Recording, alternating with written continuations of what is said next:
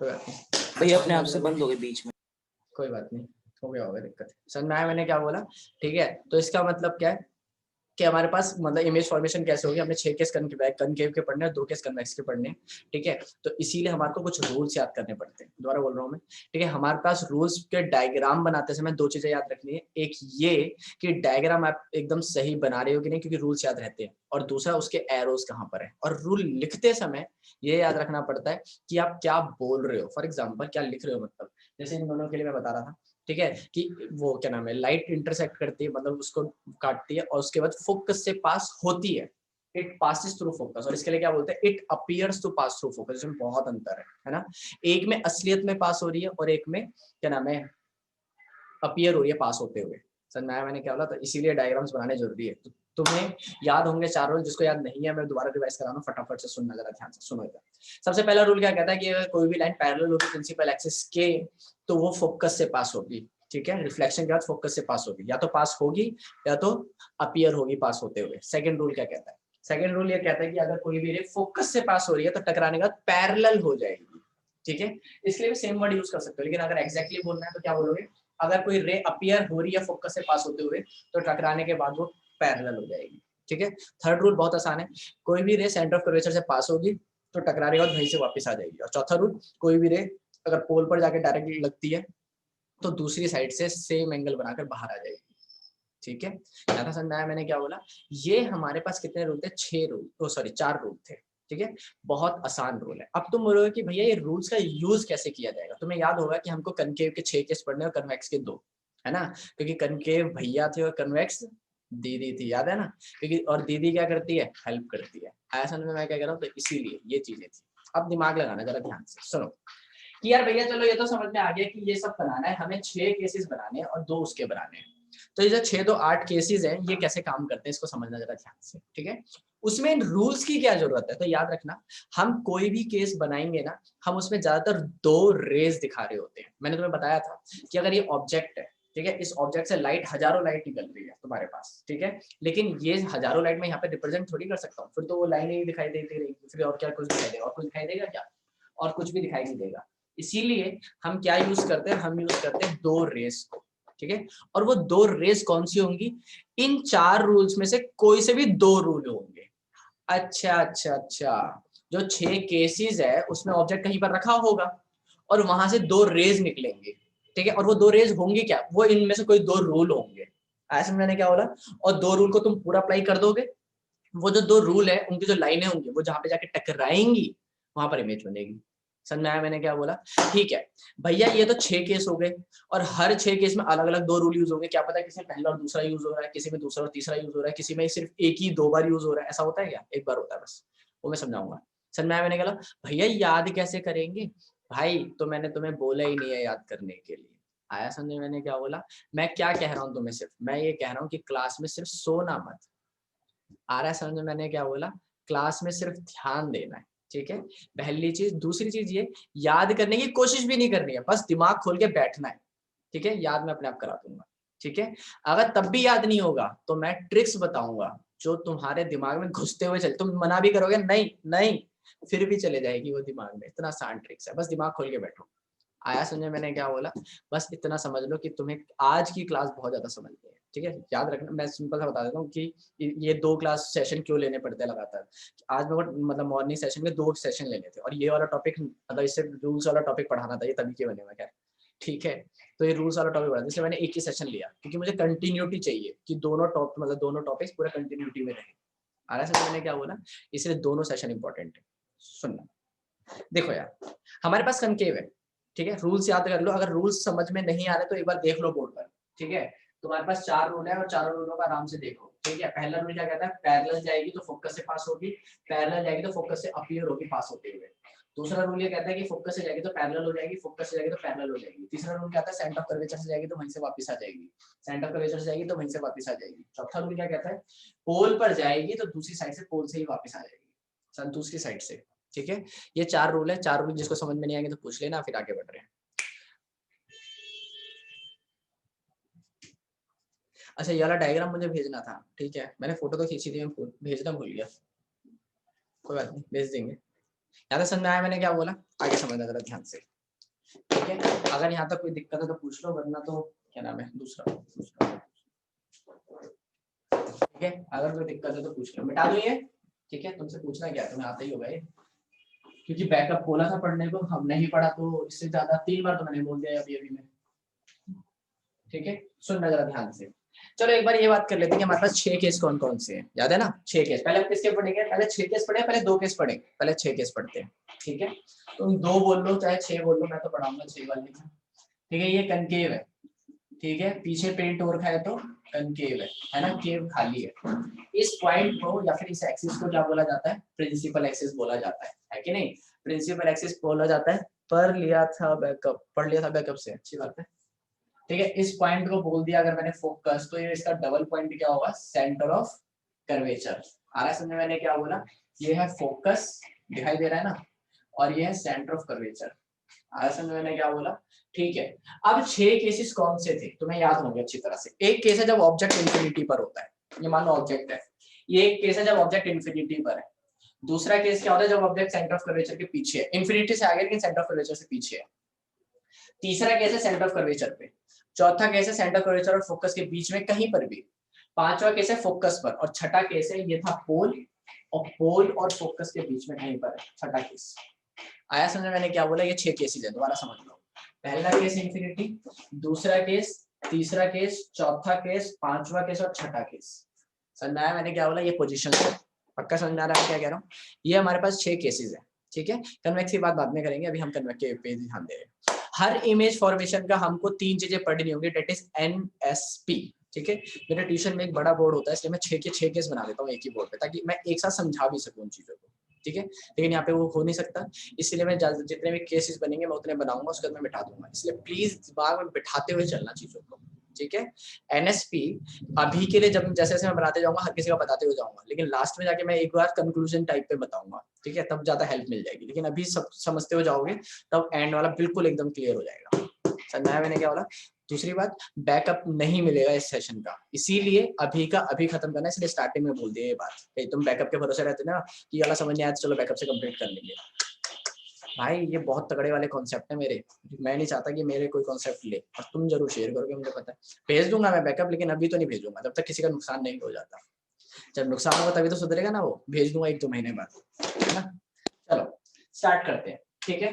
ये 6 केसेस है, और 6 केसेस कैसे करना है उसको समझेंगे, जरा ध्यान से सुनना।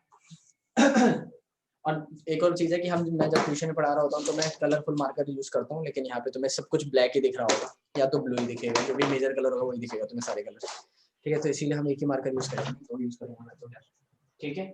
सुनना, बस म्यूट कर लो यार अपने आप को, वरना मैं यहाँ से सबको म्यूट किए देख, फिर भूमिका की हरकत है ये, क्या बोल। चलो कोई भी दिक्कत होगी तो चैट में डालना सिर्फ, ठीक है? सुनना जरा ध्यान से। पहला केस क्या है? जब ऑब्जेक्ट कहां पर रखा हुआ होता है? At infinity. जब ऑब्जेक्ट कहां पे रखा हुआ है? इंफिनिटी पर। एक चीज और याद रखना, वो मैं अभी बता देता हूँ कि ऑब्जेक्ट हमेशा प्रिंसिपल एक्सिस के ऊपर होगा। प्रिंसिपल एक्सिस ऐसे है तो ऑब्जेक्ट हमेशा ऐसे होगा। इंफिनिटी के लिए तुम ऐसे ले सकते हो, ठीक है? लेकिन ऑब्जेक्ट हमेशा इसके ऊपर होगा, प्रिंसिपल एक्सिस के, क्योंकि ऑब्जेक्ट कभी भी नीचे नहीं हो सकता, ऐसे भी नहीं हो सकता, ना ही ऐसे हो सकता। ऑब्जेक्ट कभी नीचे नहीं होता, कभी ऑब्जेक्ट उल्टा होता है क्या? नहीं ना, इसलिए ऑब्जेक्ट हमेशा ऊपर होगा, ठीक है? ये एक रूल है, खत्म। चलो आगे देखना जरा ध्यान से। ऑब्जेक्ट कहां पर है? इंफिनिटी पर है। अगर मैं ये बना दूं, ये मेरे लिए क्या है? कनकेव मिरर है, क्योंकि हम कनकेव के केसेस पढ़ रहे हैं। सारे केसेस किसके हैं? कनकेव के केसेस है। कनकेव मिरर, समझा मैंने क्या बोला? क्या है? Concave mirror. सुनना, इंफिनिटी पर अगर ऑब्जेक्ट है तो सबसे पहले मेरे को केसेस बनाने पड़ेंगे। ये है प्रिंसिपल एक्सिस, ये है पॉइंट फोकस, ये है सेंटर ऑफ कर्वेचर, और ये है हमारा केस। सुनना, ऑब्जेक्ट कहां पे रखा हुआ है? ऑब्जेक्ट इंफिनिटी पर रखा हुआ है। ऑब्जेक्ट कहां पे रखा हुआ है? इंफिनिटी पर रखा हुआ है। ऑब्जेक्ट अगर इंफिनिटी पे है तो हम क्या मानते हैं कि ऑब्जेक्ट कितना बड़ा होगा? ऑब्जेक्ट बहुत बड़ा होगा। कोई भी चीज अगर इंफिनिटी से रिलेटेड होती है ना तो उसके आगे अपने आप ही चुपचाप बहुत वर्ड लगा दो, ठीक है? हाईली वर्ड लगा दो इंग्लिश में। आया समझ में मैंने क्या बोला? तो ऑब्जेक्ट जो इन्फिनिटी पर है वो कितना बड़ा है? बहुत बड़ा है। आया समझ में मैंने क्या बोला? बहुत बड़ा है, तो रेज भी वैसी आएगी। इसीलिए एक इकलौता ये केस है जिसमें रेज ऊपर से भी आती है और नीचे से भी आती है। समझ में आया मैंने क्या बोला? बाकी किसी भी केस में ऐसा नहीं होता, बाकी सब केसेस में ऊपर से ही रह आएगी क्योंकि ऑब्जेक्ट ऊपर ही रखा होगा। ठीक है, दूसरी बात, अब बात आती है कौन सा रूल यूज किया जाएगा। अगर कोई ऑब्जेक्ट इन्फिनिटी पर है तो लाइट भी इन्फिनिटी से आएगी, तो रूल कौन सा हुआ? पहला रूल हुआ ना कि कोई भी रे पैरेलल आ रही है इन्फिनिटी से, याद है? टकराने के बाद कहां से पास होती है? वो फोकस से पास होती है। तो सुनना जरा ध्यान से, ये रही हमारी रे, ये आई इन्फिनिटी से, आ रही है आ रही है आ रही है आ रही है, टकराई, और टकराने के बाद कहां से पास होगी? कन्वर्ज हो जाएगी, और कन्वर्ज कहां पर होगी? फोकस पर कन्वर्ज होगी। और ये रे देखो कहां पर आई है? फोकस पर आई है। समझ में आया मैंने क्या बोला? दूसरी रे, जैसे मैंने क्या बोला था, हर रे ऊपर से ही आती है, बस एक इकलौता केस है जिसमें नीचे से भी आती है। तो ये दूसरी रे कहां से आएगी? नीचे से आएगी। आई पैरेलल आई, और टकराने के बाद कहां से पास होगी? फोकस से पास होगी। तो दोनों रेस कहां पर जाके टकराई है? फोकस पे जाकर टकराई। तो इमेज कहां बनेगी? फोकस पर बनेगी। आया समझ में मैंने क्या बोला? बहुत आसान था ये केस। ठीक है, इस केस में कौन सा रूल यूज हुआ? पहला रूल यूज हुआ, सिर्फ पहला रूल यूज हुआ। समझना है? इसके बाद जितने भी केसेस पड़ेंगे ना, सब में कोई ना कोई दो रूल यूज होंगे, वो भी अलग अलग। इसमें दो रूल यूज हुए हैं, लेकिन एक ही रूल दो बार यूज हुआ है। आया समझ में मैंने क्या बोला? तो इसमें कौन सा रूल यूज हुआ है? पहला रूल यूज हुआ है। अगर रूल याद रखोगे तो ये भी एक अच्छा तरीका है याद करने का।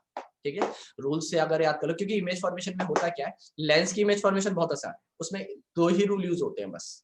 ठीक है, उसमें रूल उसमें हमें ज्यादा पढ़ने होते हैं, लेकिन रूल दो ही यूज होंगे, पूरा डायग्राम सब कुछ बना लो चाहे तो। लेकिन इसमें क्या होता है, अलग अलग केस के लिए अलग अलग रूल्स यूज होते हैं, तो इसलिए अगर तुम रूल्स भी याद कर लोगे ना तो डायग्राम बनाना आसान हो जाएगा। ठीक है, तो सुनना जरा ध्यान से। ऑब्जेक्ट जब इन्फिनिटी पर था तो इमेज कहां पर बनी है? फोकस पर बनी है। दिमाग लगाना जरा।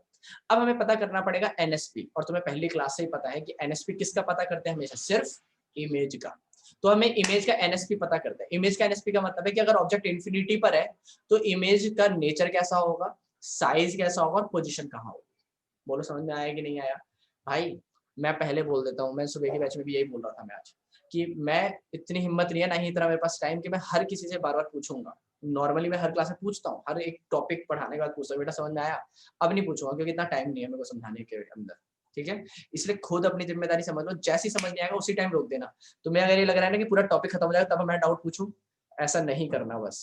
ठीक है, इसलिए बोल रहा हूँ कि तुम्हें याद करने की जरूरत नहीं है, सब कुछ मैं डाल दूंगा दिमाग में, लेकिन अपनी अपनी मेहनत तो कर लो। तो तुम्हारी तरफ से मेहनत होनी चाहिए। ठीक है, डाउट पूछने वाली। ठीक है, जहाँ पे समझ नहीं आया अभी बोल रहा हूँ इस बात को, जहाँ पे समझ नहीं आएगा पूछ लेना वहीं पर। ठीक है, वहीं पे बोल देना। बोलोगे कैसे बताइए तुम्हें, पॉइंट डाल के। ठीक है, सुनना जरा ध्यान से, आगे समझना। पहला केस समझ में आया, लेकिन इसका एनएसपी अगर भैया पता लग जाता तो मजा ही आ जाता। तो चलो इसका एनएसपी पता करते हैं। ठीक है, यहाँ पे हम चार केस बना सकते हैं वैसे, दो यहाँ पर, दो यहाँ पर, है ना? ठीक है, चलो यहाँ पे लिख देते हैं फिर एनएसपी का। एनएसपी का मतलब क्या होता है? नेचर, साइज और पोजीशन। ठीक है, एनएसपी सुन सुनना। ऑब्जेक्ट कहाँ पे रखा हुआ है? इधर की तरफ। याद है ना तुम्हें, लाइट हमेशा लेफ्ट हैंड साइड से आती है भाई, मेरी कॉपी ऐसे है ना? तो लाइट हमेशा इधर से आएगी, इधर से मतलब इधर की तरफ से आएगी। समझ में आया मैंने कहा? तो ऑब्जेक्ट भी उधर ही रखना पड़ेगा आपको जहाँ से लाइट आएगी। ठीक है, अच्छा ऑब्जेक्ट कहाँ पे रखा हुआ है? इधर की तरफ रखा हुआ है। इमेज कहाँ बन रही है? मिरर के इधर ही तो बन रही है ना? ऑब्जेक्ट भी इधर रखा हुआ है और इमेज भी इधर की तरफ बन रही है, तो यहाँ पर बन रही है ना इमेज। तो जिस साइड पर ऑब्जेक्ट है उसी साइड पर इमेज बन रही है, इसीलिए वो इमेज कौन सी इमेज है? रियल इमेज है। याद आया? प्लेन मिरर में वर्चुअल इमेज बनती थी, क्यों? क्योंकि ऑब्जेक्ट इधर होता था, इमेज अंदर बनती थी, है ना? तो इसलिए वो वर्चुअल थी। इस बार क्या हो रहा है? ऑब्जेक्ट भी इधर की तरफ है और इमेज भी इधर की तरफ है, तो इसीलिए इमेज कौन सी होगी? रियल इमेज होगी। समझ में आया मैंने क्या बोला? तो इमेज का नेचर कैसा हो गया? रियल। अब रियल के साथ एक और वर्ड आता है, दैट इज इन्वर्टेड। अभी तुम्हें लग रहा होगा कि जबरदस्ती लगा दिया भैया ने और मतलब बताया नहीं इन्वर्टेड का। अभी जब सेकंड थर्ड फोर्थ केस पढ़ोगे ना तो इन्वर्टेड का मतलब भी समझ में आ जाएगा। समझ में आया? तब ये जबरदस्ती नहीं लगेगा। आ रहा है समझ में मैंने क्या बोला? पक्का समझ में आ रहा है? चलो साइज की बात करते हैं भाई, ये इंपॉर्टेंट है, सुनना। साइज की भैया अगर हम बाकी रूल यूज करें तो देखो यार, बाकी रूल यूज करने में होता है कि जैसे कि ना अभी आगे जाके केस पढ़ोगे तो मैं जो पढ़ाता हूँ मैं कन्वीनियंट वाला रूल बताता हूँ। एनसीईआरटी में अलग है, किसी और बुक में देखोगे तो अलग रूल यूज किया हुआ है। ठीक है, तो थोड़ी सी दिक्कत ये आती है कि आपको ना इमेज काटने में दिक्कत आएगी। मैं एनसीईआरटी का तो क्वेश्चन मतलब एनसीईआरटी में मैं सिंपल सी बात बोल रहा हूँ, एनसीईआरटी में कभी गलत नहीं होता, लेकिन जब मैं पॉइंट पढ़ाऊंगा ना वाला, तुम खुद बोलोगे कि एनसीईआरटी में गलत बनाया हुआ है। ठीक है ना? अभी मेरे को आने दो उस टॉपिक पे। ठीक है, यहाँ पर नहीं हो सकता ऐसा, यहाँ पे कोई और रूल यूज नहीं हो सकता क्योंकि इन्फिनिटी पर ऑब्जेक्ट हमेशा पैरेलल होती है और कोई केस नहीं है यहाँ पर। चलो सुनना जरा ध्यान से, साइज की बात कर रहे थे। ऑब्जेक्ट इन्फिनिटी पर है और इमेज फोकस पर बन रही है, और कितनी सी बन रही है, इतनी सी बन रही है। दिख रही है क्या तुम्हें इमेज? दिख भी नहीं रही है। तो इसका मतलब इमेज का साइज कैसा है, छोटा या बहुत छोटा? बहुत छोटा। ठीक है, समझ आया? ठीक है, तो ऑब्जेक्ट कहां पर है? इन्फिनिटी पर है। अगर ऑब्जेक्ट इन्फिनिटी पर तो बहुत बड़ा ऑब्जेक्ट है, तो और इमेज जो बन रही है बहुत छोटी सी बन रही है। तो इमेज छोटी बन रही है, बहुत छोटी, बहुत ज्यादा छोटी इमेज बन रही है। तो इसीलिए हम क्या वर्ड यूज करेंगे यहाँ पे? Highly diminished. ठीक है, हाईली डिमिनिश्ड। डिमिनिश्ड का मतलब क्या होता है? बहुत छोटा। Highly diminished. समझ में आया मैंने क्या बोला? पक्का? ठीक है, यहाँ तक आगे समझना। पोजीशन, इमेज की पोजीशन तो साफ पता लग रही है, फोकस, एट फोकस। तो इसका मतलब अगर ऑब्जेक्ट इंफिनिटी पर है तो इमेज कहां पर है? फोकस पर है। ऑब्जेक्ट अगर इंफिनिटी पर है तो इमेज कहां बन रही है? फोकस पर बन रही है। ऑब्जेक्ट अगर इंफिनिटी पर है तो इमेज कहां बन रही है? फोकस पर बन रही है। तो इसका मतलब तुम्हें एनएसपी पता लग गया कब? जब ऑब्जेक्ट इंफिनिटी पर है तो इमेज का तुम्हें एनएसपी पता लग गया। समझ में आया मैंने क्या बोला? और तुम्हें याद पता है क्या करना होता है? यही एनएसपी। हर जो हम 8 केस पढ़ेंगे, हर केस के तुम्हें एनएसपी याद करना पड़ेगा। तुम याद कर सकते हो कितने सारे एनएसपीस? तो कौन करेगा तुम्हारी हेल्प? अपन करेगा। आया समझ में मैंने क्या बोला? भाई अपनी तुम तो करोगे नहीं मेरी पढ़ाई, तो अपना भी कर देता हूँ बीच बीच में, है ना? सुनना जरा ध्यान से। तुम में से कुछ कुछ तो मेरे को गाली दे रहे होगे, क्या क्लास रख देते हैं बिना वजह की, है ना? होता है ना सर? चलो सुनना, अगला केस कहां पर होगा? ऑब्जेक्ट कहां पे रखा हुआ होगा? तुम में से कोई बताएगा मुझे? इमेज का साइज दोबारा समझा दो। अबे इमेज का साइज भाई, इमेज इन्फिनिटी पर है। इन्फिनिटी पर मैंने बताया था ना, बहुत बड़ा ऑब्जेक्ट होगा। कोई भी इन्फिनिटी पे काम होता है तो बहुत बड़ा हो रहा होता है। खत्म बात। ऑब्जेक्ट इन्फिनिटी पर बहुत बड़ा है, और यहाँ पे देखिए इमेज कितनी सी बन रही है, दिख रही है तेरे को? ये दिख रही है ना? इतनी सी इमेज बन रही है। तो इमेज का साइज बहुत ज्यादा छोटा नहीं हो गया? तो हाईली डिमिनिश्ड। समझ आया मैंने क्या? पॉइंट ऑफ कर्वेचर से पहले, बिल्कुल सही। अब कहां पर है ऑब्जेक्ट? पॉइंट ऑफ कर्वेचर नहीं होता, सेंटर ऑफ कर्वेचर होता है। सेंटर ऑफ कर्वेचर से पहले ऑब्जेक्ट अब कहां पे रखा हुआ है? सेंटर ऑफ कर्वेचर से पहले रखा हुआ है। ये रहा मेरा मिरर, और इस मिरर का नाम बताएगा कोई तुम में से मुझे? Concave mirror. वाह, तेरे को कैसे पता? अच्छा लिखा हुआ है, वाह। ये है centre of curvature, sorry focus, और ये है सेंटर ऑफ कर्वेचर। भाई ये तो बच्चे बच्चे को पता है कि ये फोकस और सेंटर ऑफ कर्वेचर एक दूसरे के डबल और हाफ होते हैं, पता ही है तुम्हें। और इस पॉइंट का नाम होता है पोल, ये भी पता है तुम्हें, है कि नहीं? चलो, ऑब्जेक्ट अब कहां पे रखा हुआ है? तुम में से कोई बताएगा मुझे? ऑब्जेक्ट रखा हुआ है सेंटर ऑफ कर्वेचर पे। भाई कनकेव क्या बोल रहा है? कनकेव, हिमांशु क्या हो गया? दवाई खाई आज? इधर देखो, ऑब्जेक्ट कहां पे रखा हुआ है? देखो ऑब्जेक्ट यहाँ पर रखा हुआ है। अच्छा, इन्फिनिटी पर मैंने ऐसे ऑब्जेक्ट क्यों नहीं बनाया था? क्योंकि वो बहुत बड़ा था और हमारी औकात के बाहर था उसका साइज बनाना, इसीलिए हमने बनाया ही नहीं। देख रहे हो? ठीक है, लेकिन अब हम बना सकते हैं कि ऑब्जेक्ट देख रहे हो कितना, कौन सा है ये ऑब्जेक्ट है, जो भी ऐसे एरो बनेगा वो ऑब्जेक्ट होगा। ठीक है, टेढ़ा हो गया था ऑब्जेक्ट, ऑब्जेक्ट हमें सीधा बनाना है।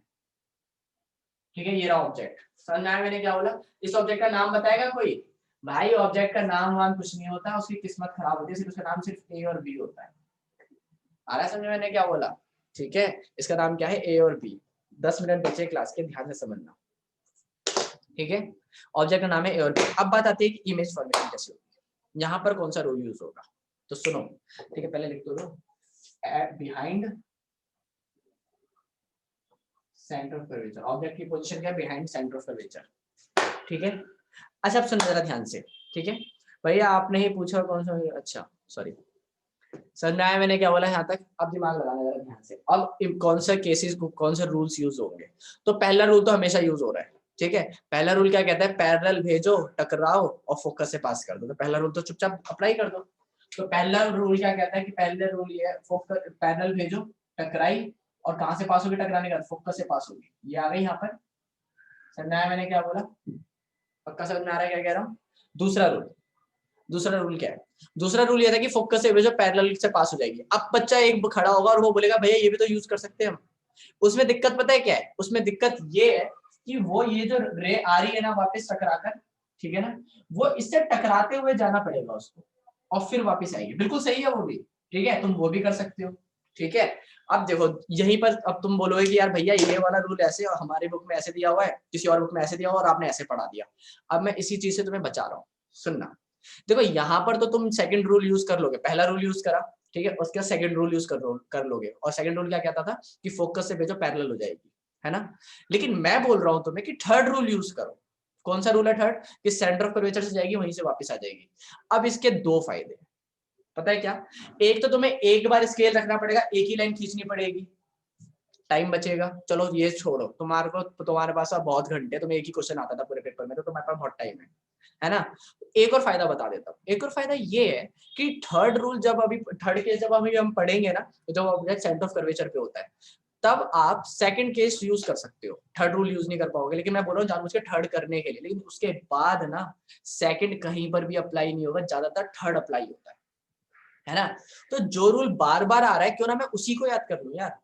आ रहा है समझ में मैंने क्या बोला? जो रूल, खुद सोचो, एक क्वेश्चन है, एक फॉर्मूला है, उससे एक क्वेश्चन सॉल्व होता है, ठीक है। दूसरा फॉर्मूला है, उससे कई सारे क्वेश्चन सॉल्व हो जाते हैं, तो तुम कौन सा फॉर्मूला याद करोगे जिससे कई सारे क्वेश्चन सॉल्व हो जाते हैं, है कि नहीं? तुम क्यों सोचोगे इस क्वेश्चन के लिए वाला फॉर्मूला याद करूं, इस क्वेश्चन के लिए वाला फॉर्मूला याद करूं, इस क्वेश्चन के लिए वाला फॉर्मूला याद करूं? इसलिए एक जनरल फॉर्मूला याद कर दो, सबके लिए हो जाएगा। ऐसे तो करते हैं हम, यही है यहाँ पर, है कि नहीं। Third case centre of curvature से रह जाएगी, वहीं से टकराकर वापस आ जाएगी, ज्यादातर जगहों पे यूज होता है, तो इसलिए हमने उसी को मान लिया। ऐसा नहीं है कि आप वो वाला रूल यूज नहीं कर सकते कि फोकस से गई पैरेलल हो गई। समझ में आ रहा है? ये बात बताता भी नहीं हूं मैं, वो भी मतलब इसने अटका दी थी पीछे में स्टार्टिंग में बात, इस वजह से मैं बतानी पड़ रही है, वरना मैं अपने तरीके से चलाता हूँ बस।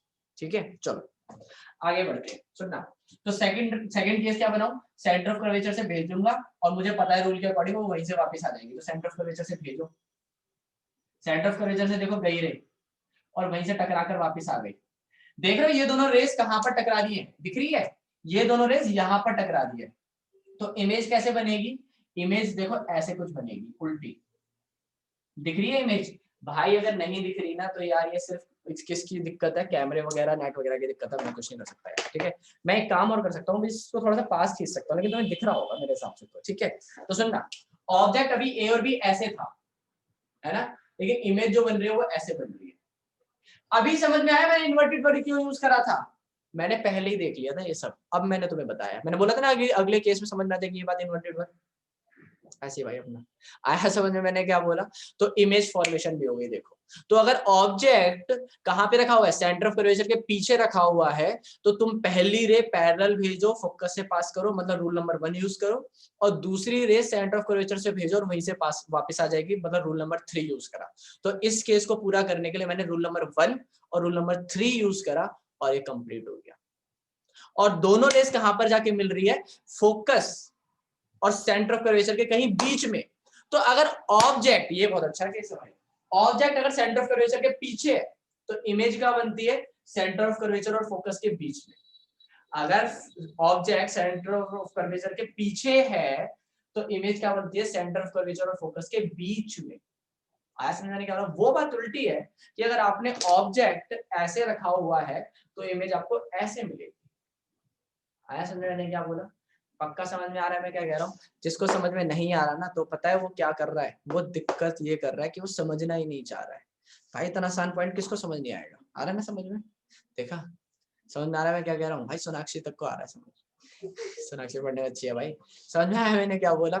चलो आगे बढ़ते हैं, सुनना जरा ध्यान से। ठीक है भैया, मुझे ये तो समझ में आ गया और बढ़िया तरीके से समझ में आया। अरे यार भैया आप पागल बना रहे क्या? मैंने बोला क्या हो गया भाई? एनएसपी तो बता दो। तो चलो एनएसपी पता कर लेते हैं, अपने को क्या है।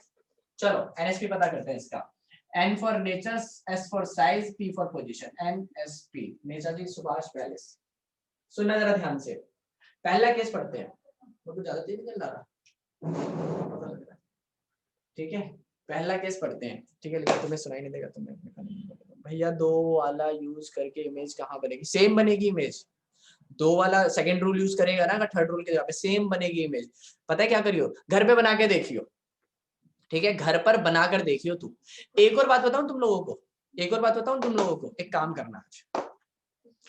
ठीक है, मैं ना तुम्हें एंड में जाके याद कराऊंगा कि पोजीशन कहाँ कहाँ पर इमेज बन रही है। तुम सोचना ही मत, बस तुम रूल याद रखना कि पहला और तीसरा रूल यूज हुआ है। अपने आप ही इमेज पता है कहाँ बनेगी? जहां मैं बोल रहा हूँ। अगर मैंने बोल दिया ना इमेज सेंटर ऑफ कर्वेचर और फोकस के बीच में बनेगी, तो तुम सोचना भी मत, बस रूल वो यूज करना और सब कुछ नाप कर बनाना, एग्जैक्ट इमेज वही बनेगी। पता है मुझे कैसे पता? क्योंकि हर साल कोई ना कोई बच्चा होता है जो हर साल ऐसा करता है, और उसके सामने मैं उसको प्रूफ करके दिखाता हूँ। क्यों भाई? क्योंकि रूल है भाई ये। आ रहा है समझ में? मैंने क्या बोला? समझ में आया मैं क्या कह रहा हूँ? मैं ये बोल रहा हूँ कि पोजीशन क्या है भूल जाओ, तुम्हें पता ही नहीं है कहाँ पे आएगी इमेज, लेकिन सब काम नाप नाप के करो और रूल सही यूज करो। तो एकदम सीधा वहीं पर इमेज बनेगी जहाँ पे हम बोल रहे हैं, समझ में आ रहा है। लेकिन ऐसा याद, लेकिन हम डायरेक्ट क्यों याद करते हैं, क्योंकि पेपर में ना डायरेक्ट पूछ लेता है वो, तो पेपर में तो बनाओगे यार, इतना टाइम थोड़ी है हमारे पास, है कि नहीं। जो अगर मान लो तुमको डायरेक्ट याद है और दूसरे बच्चे को डायग्राम बनाकर याद आएगा, तो तुम्हारे तो कम से कम 3 से 4 मिनट तो बच गए ना, और 3 से 4 मिनट में तुम अगला क्वेश्चन कर लोगे। आया समझ, टाइम मैनेजमेंट भाई। तो 30 मिनट का जो पेपर होता है ना, वो हमेशा टाइम मैनेजमेंट के साथ ही बनाया जाता है, वो बेवकूफ टीचर नहीं है वहां पर, ठीक है। सुनो इधर, सेकंड सेशन हम डायरेक्ट केस से शुरू करेंगे, कोई बात नहीं बताऊंगा मैं बैकअप, क्योंकि टाइम उतना ही है मेरे पास। सुनना जरा ध्यान से, नेचर की बात करते हैं। इमेज इधर बन रही है, ठीक है, इसीलिए रियल है, क्योंकि ऑब्जेक्ट भी इधर है, इमेज भी इधर है, और इमेज नीचे बन रही है इसीलिए इन्वर्टेड है। तो इसका मतलब रियल एंड इन्वर्टेड इमेज है। साइज की बात करें तो देखना जरा, ऑब्जेक्ट से इमेज जो छोटी है, बड़ी है, सेम साइज है, या बहुत बड़ी है बहुत छोटी है, बताएगा कोई। छोटी है, ज्यादा छोटी नहीं है लेकिन छोटी इमेज है, तो इसीलिए डिमिनिश तो है इमेज लेकिन हाईली डिमिनिश नहीं है। और एक और बात, हाईली वर्ड कब आता है, जब पैरेलल से कोई बात होती है, पैरेलल का यहाँ पे कोई काम ही नहीं है ना। तो साइज क्या होगा इमेज का, डिमिनिश्ड। समझ आया मैं क्या कह रहा हूँ। पोजीशन की बात करते हैं, इमेज क्या बन रही है, बिटवीन सी एंड एफ। अभी तो बोला था यार, इमेज सी और एफ के बीच में बन रही है। कैपिटल एफ बनाना, गलती से भी छोटा एफ मत बना देना, गलती से भी छोटा सी मत बना देना, बहुत पाप लगेगा। समझ में आया मैंने क्या बोला। किसी को पूछ रहा था, पूछो भाई। 2 केस हुए देख रहे हो इतने सारे टाइम में, क्यों भाई, क्योंकि समझाना इज मोर इम्पोर्टेंट देन खींचना चीज को, है ना। तो इसीलिए आया समझाने के बाद। थर्ड केस भी कर ले क्या, 1 मिनट बचा हुआ है। अच्छा, थर्ड केस का बता के चले जाओ तुम लोग, कहां पर ऑब्जेक्ट होगा, तब तक मैं तैयारी कर लूंगा। ऐसे है भाई अपना। बताओ ऑब्जेक्ट कहां पे रखा हुआ होगा। अभी हमने पढ़ा पहला केस इन्फिनिटी का, दूसरा पढ़ा सेंटर ऑफ कर्वेचर के पीछे का, सॉरी हाँ सेंटर ऑफ कर्वेचर के पीछे का। तीसरा केस क्या होगा, कोई मुझे बताएगा। सेंटर ऑफ कर्वेचर पे भाई साहब, at C centre of curvature, centre. भाई साहब यार तुम तो बड़े तेज हो गए यार। भाई मेरी बात सुनो भाई, 100 ही नंबर लाने हैं, उससे ऊपर नहीं, ठीक है। लेकिन 100 नंबर नहीं आए ना, बहुत मारूंगा घर पे आके। यहाँ समझ में आया मैंने क्या बोला। अभी अगला केस कहां पर पढ़ेंगे हम, सेंटर ऑफ कर्वेचर पे। सेंटर ऑफ कर्वेचर पर जो इमेज बनेगी वो कैसे बनेगी, वो हम अगली कक्षा में देखें, अगले सेशन में देखेंगे। सॉरी सेशन की हिंदी नहीं आती है, सॉरी, ठीक है। तो अगले सेशन में, अगले सत्र में देखेंगे, आए, ठीक है, अगले सत्र में देखेंगे। देख रहे हो सत्र का मतलब वो वाला, मतलब सेकंड टर्म वाला, ठीक है। तो अगर किसी को कोई भी दिक्कत है तो मार्क कर लेना, फटाफट से स्टार्टिंग के 2 मिनट में जल्दी से ज्वाइन करना, ठीक है। क्लास का लिंक मैं भेज दूंगा, ठीक है। और बाकी किसी को कोई भी दिक्कत है तो जल्दी ज्वाइन करो, छोड़ो उसको, ठीक है। Bye bye.